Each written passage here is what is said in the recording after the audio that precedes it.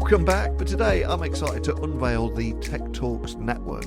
It's a collection of my shows designed to explore every corner of enterprise technology and the impact that it is having on our life, work, and even world. So, the Tech Talks Network consists of 8 podcasts. So please check out techtalksnetwork.com. You'll find links to everything that you need right there. But back to this show. Today, I've got a great guest lined up for you.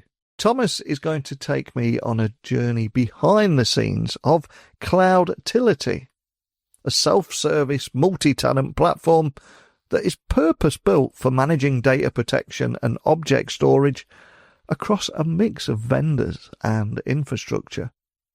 So whether you are an MSP looking to scale efficiently or an enterprise IT department operating more like an internal service provider, CloudTility is tackling complexity with automation, transparency and flexibility.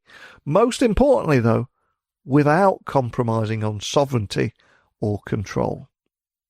So I want to learn more about how CloudTility is enabling fine-grained hierarchy and role-based workflows, why on-premise remains critical for many organizations right now, and how white labeling and billing automation are powering growth for service providers. But before we get started, huge thank you to Philippe and Celine for hosting such an exceptional IT press tour and for looking after us, and for looking after not only myself, but 15 other tech journalists so well. I think they've created something truly special here that bridges meaningful conversations, especially around technology that really matters. So check those out at itpresstour.net. Big thank you to both of them. But today I'm here to talk to Thomas Bak, CEO of Auwau. So enough scene setting for me. Let's get him on the podcast now. So a massive thank you for joining me on the podcast today. Can you tell everyone listening a little about who you are and what you do? Yeah, sure, Niels. Thanks for having me today. My name is Thomas Bak, and I'm the CEO of the company Auwau. We develop and provide the software solution CloudTility to managed service providers, popular called MSPs and enterprise clients. And then on the more personal side, I'm a father of 3 kids, and together with my wife, we have 5 kids in total, and not to forget Molly, our 5-month-old dog. So a lovely and lively life, both work-wise and private. Educational-wise, I hold a master degree in computer science and business administration.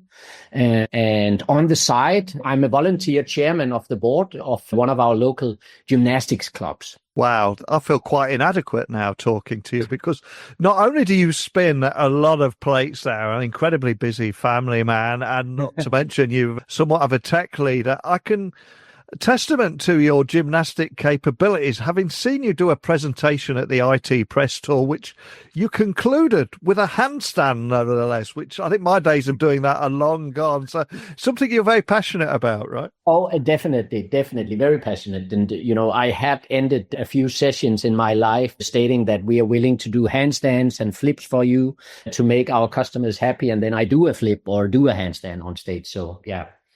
I love it. And if we just go back in time a moment, can you tell me about the very beginning of the journey that you've been on here and what inspired you to ultimately leave a successful MSP and how that mission has evolved since, I think it was something like 2016. Is that right?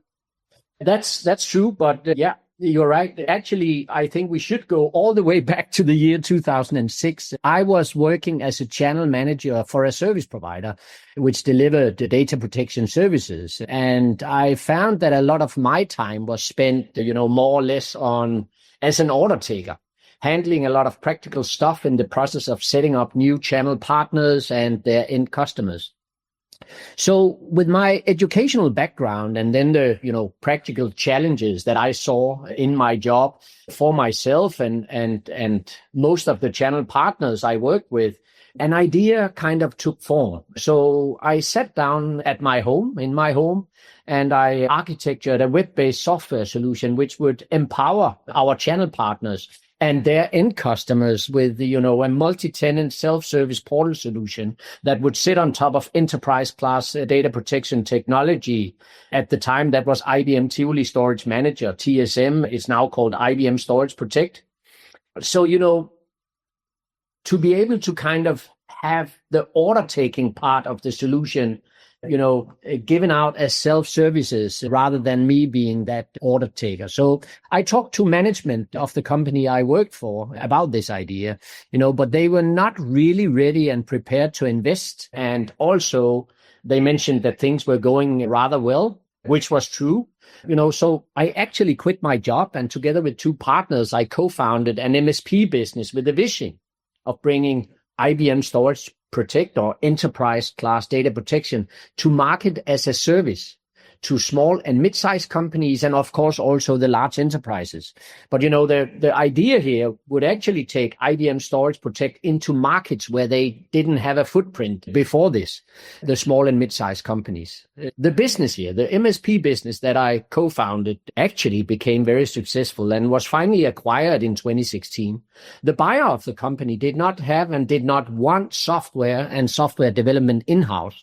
So in agreement with them, we created a new company, Auwau, which took over the IP and ownership of the portal solution. Kind of lucky for me, because that was my baby.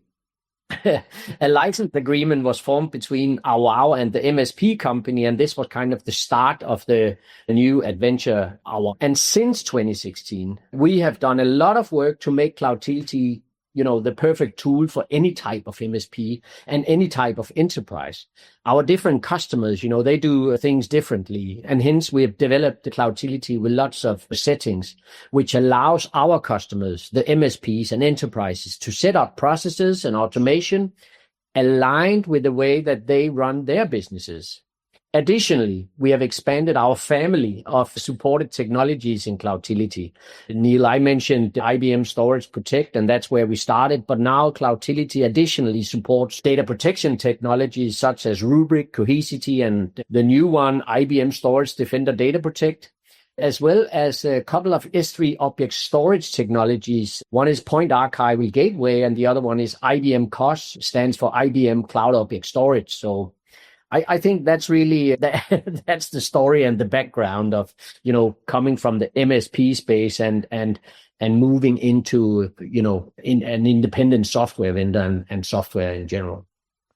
What a great story. And fast forward to 2025, Auwau and its multi-level data protection services have seen you position CloudTility as an almost backup as a service solution. But for anybody listening, hearing about you guys for the first time, what would be those biggest pain points for IT teams that you set out to solve and are indeed solving today? I hope your listeners has a lot of time, Neil. I will start correcting you, and I will say that we do position CloudTility as an enabler for backup as a service, and also an enabler for S3 object storage as a service. And the primary pain points which are solved by CloudTility, it really depends on the use case, but let me give it a shot. First of all, single point of control. That's for those of our customers, who has multi-vendor strategies or simply have multiple technologies in place because of acquisitions they do.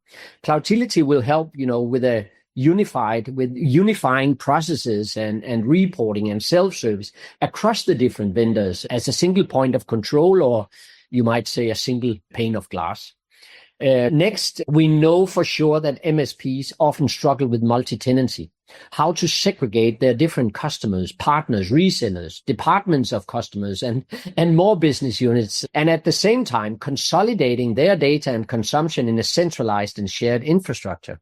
The very backbone of CloudTility is a very flexible and secure multi-tenant model that will allow to create a tree structure of tenants, business units, with as many side-by-side tenants and as many descendant layers as needed.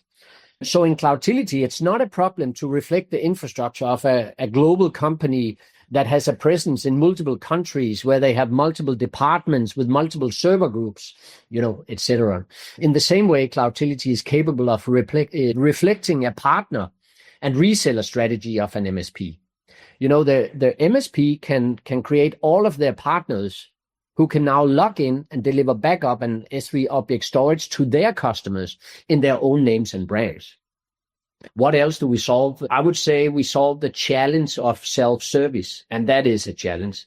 At each tenant, So it's all kind of tied into this multi-tenancy backbone. So at all tenants in CloudTility, you can add one or more role-based end users and departmental users who can now access self-service provisioning and many other self-service features, really. They can get access to reports and monitoring, consumption numbers, and much more. And finally, I have to mention billing automation. You would be surprised, Neil, how many, and of course, you're probably not too surprised because you speak to a lot of people, but I'm surprised how many MSPs and enterprises who struggle with getting the right numbers for their billing purpose or for showback of cost in an enterprise. They're often depending on, complex and error-prone Excel spreadsheets and other like homegrown scripts and solutions. In CloudTility, we have a built-in consumption-based recurring billing automation engine. The billing tool allows you to create, one or more subscriptions with pricing metrics that matches the commercial terms of the customer contracts. And now for each of the debitors, you can create a contract and activate one or more of the subscriptions you have for the said customer. CloudTility will now generate a monthly CSV or JSON billing file, which is nicely organized with possibly thousands, 10,000s of billing lines, including all the information that's needed to create the actual invoices for each of the debitors or tenants, if you will. And by the way, I mentioned here CSV and JSON as the file output of the billing data, but CloudTility is built with an API first approach so that everything which is possible via the CloudTility user interface can be done via the API. So the API approach allows our customers to integrate any of CloudTility data and functionality, with other systems and applications that they have in usage. And I was just thinking about this because we were talking about billing. So of course, the JSON and CSV file, they are great, but if you really want to take the automation to the greatest extent, then of course our customers will get the data for the billing from the APIs in CloudTility. I think that was kind of the some of the value points that you will find in CloudTility now. And you mentioned multi-tenancy there, and that's something that seems to be at the very core of CloudTility. So how does just to drill a little bit deeper into some of what we're talking about here, how does your flexible role-based hierarchy help MSPs and business leaders listening and their enterprises better manage their data protection workflows? Anything you can share around this? Because again, huge pain point. It is a huge pain point, and it's becoming relevant in so many use cases. But, I already spoke about the multi-tenancy CloudTility as being a very flexible model that allows for as many side-by-side and descendant business units as needed and as required. This really ensures that all backups and buckets belonging to a specific customer can easily be assigned to the said customer, either manually in a few easy steps, or CloudTility allows to set up auto assignment of backups and buckets to the business units in the business unit hierarchy where they belong. Once everything is assigned, the end customers can help themselves to creating, activating, and scheduling their own backups and do self-provisioning of own buckets. And these, of course, are created at the right business unit immediately because that's where the end user is logged in. So CloudTility also have different processes built in. An important one is a deletion process, which allows some users to request deletion of backups. Now other users have access to approving the deletion or maybe denying it. And finally, the data is deleted on a specific date. All of these steps are documented so that if a customer calls in 6 months after a deletion to get their data back, then a search for the data in CloudTility for that specific data that the customer is asking about. That search will lead to a report stating that a person requested deletion on, the 4th of May. This was approved by another user, 15th of May, and then the data was deleted 2 weeks after on the 1st of June. And that's just an example. Documentation and proof of who asked for what and who did what is extremely important. And CloudTility has, a built-in activity log, which kind of logs all committing actions in CloudTility. And having all of that structured in a nicely structured multi-tenant hierarchy really is a game changer here. And from the outside looking in, one of the standout things for me is all about integration. So again, for people listening, how do your integrations with IBM Storage Protect, Rubrik, Cohesity, and Point Archival Gateway, how do these work in practice? And ultimately, what advantages does this give customers looking for more unified control? Again, Neil, I can give responses in different directions here, but let me start by saying the integration is plug and play. We have done tight integrations with the solutions that we do support. That means that all the work has been done upfront. So the integration is plug and play. That means that you simply connect your backend servers to CloudTility. You know, that could be your IBM Storage Protect, your Rubrik, your Point Archival Gate, IBM Cloud Object Storage. You know, you connect these servers, and now they will synchronize automatically with CloudTility, and all backups available on the backend systems will be ready to assign to the business units to which they belong. The process is unified across the different vendor systems, and that means that CloudTility really makes things less complicated. All the reports in CloudTility, the billing, etc., it all works kind of in a set and forget manner. So the portal owner, the owner of CloudTility, the system owner, the MSP or the enterprise, makes all the required default settings on the top level tenant. And that's once and for all set and forget. These settings are now inherited to descendant business units. And now, after assigning the backups, buckets and stuff from the different backup technologies, then reports, billing, and everything else will have a unified look and feel, and end users will not have to worry about, you know, what technology is under the hood here. So, yeah, I hope that kind of give you a reply. You can. Absolutely. And I think with so many news feeds, there's so many headlines at the moment around tariffs, trade wars. We're starting to see US organizations exploring data sovereignty and residency and keeping their company data inside the US.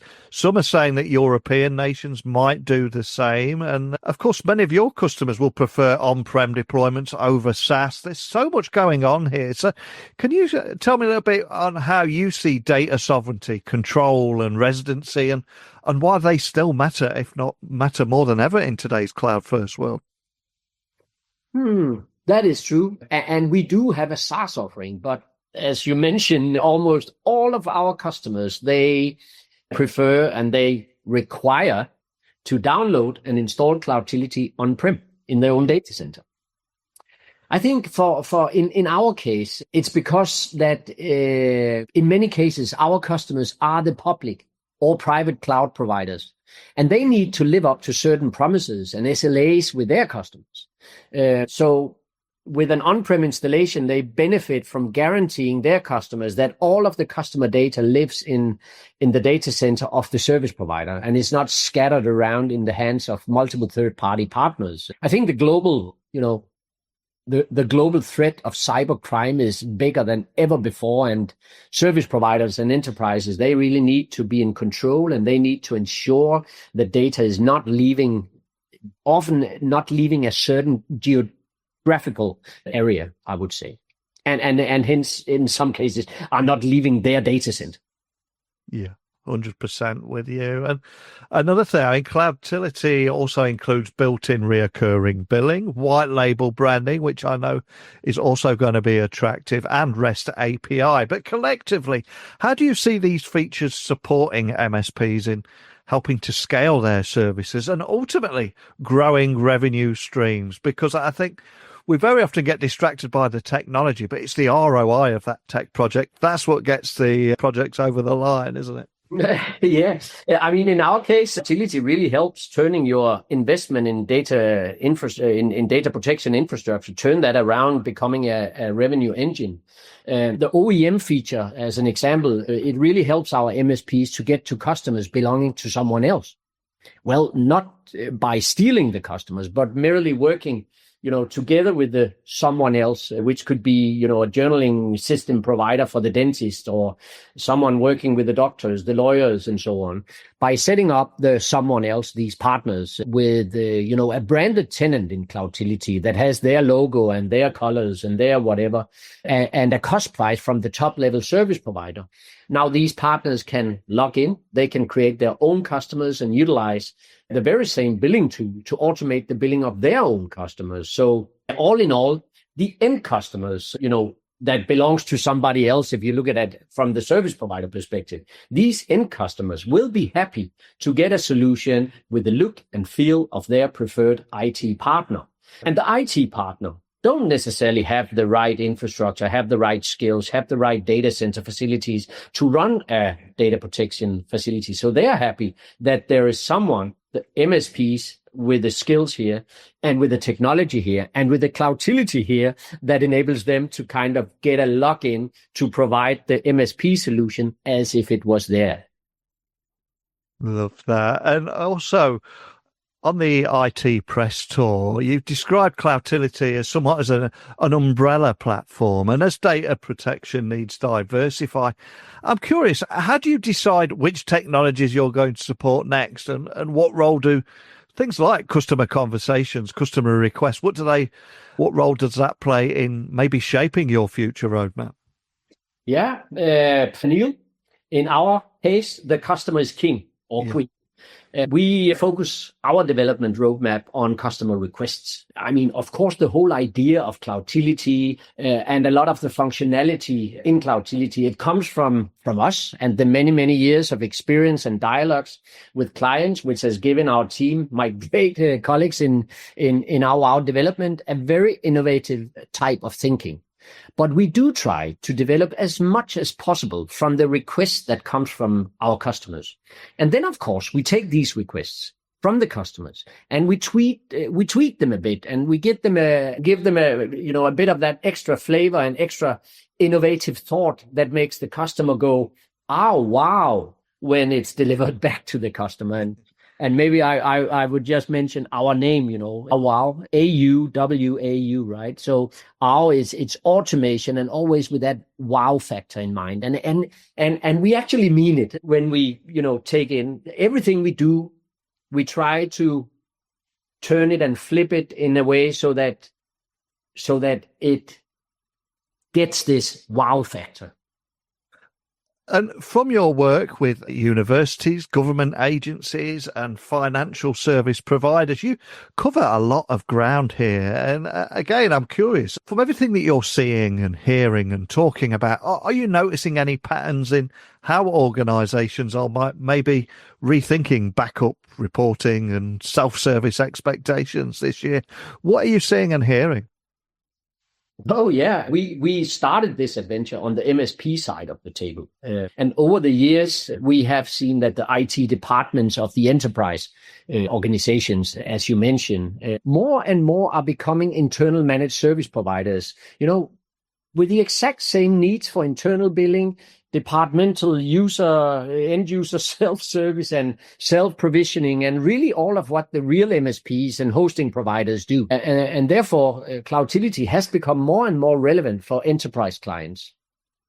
Let me think of a good example. I will mention one of our university customers. They fulfilled their faculty users' needs for self-service by implementing CloudTility on top of their data protection infrastructure. They have also been able to exchange, a legacy internal billing system, which nobody dared to touch because it was made many, many years ago. And the people that kind of did this system is no longer there.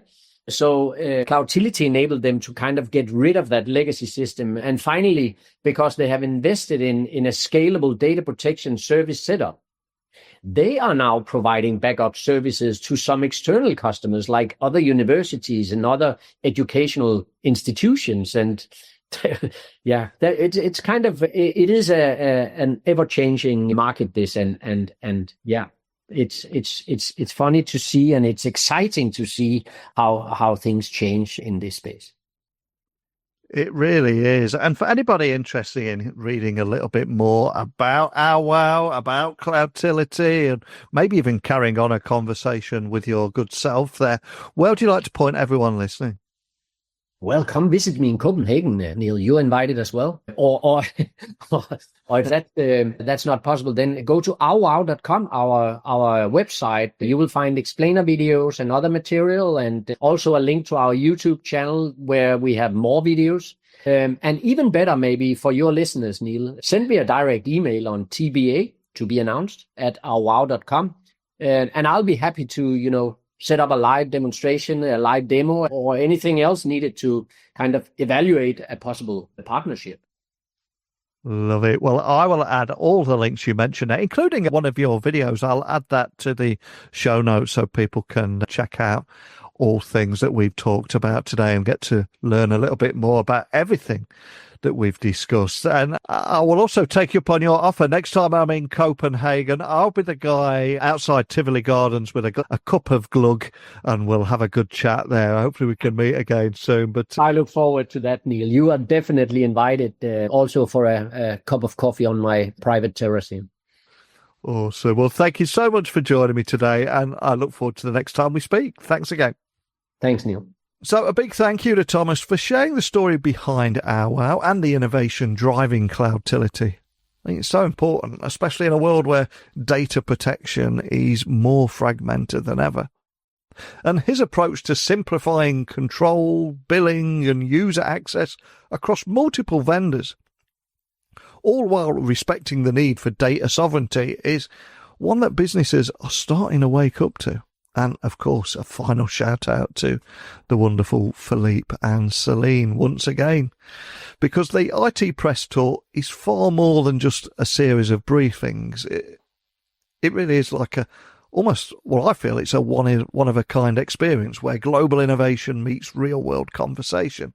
And having people from all around the world and putting them into one room, I think is something quite unique. So if you work in enterprise tech and haven't experienced it yet, it's definitely something to keep on your radar, itpresstour.net. But as for our conversation today, what do you think? Are we seeing the beginning of a new era where self-service and white-labelled infrastructure becomes the norm for both MSPs and internal IT teams? Let me know, as always, techblogwriter@outlook.com, LinkedIn, X and Instagram, just at Neil C. Hughes. So keep those questions and thoughts coming in. And as always, thanks more than anything for tuning in. And I will return tomorrow with another guest. So hopefully I'll get to speak with you all then.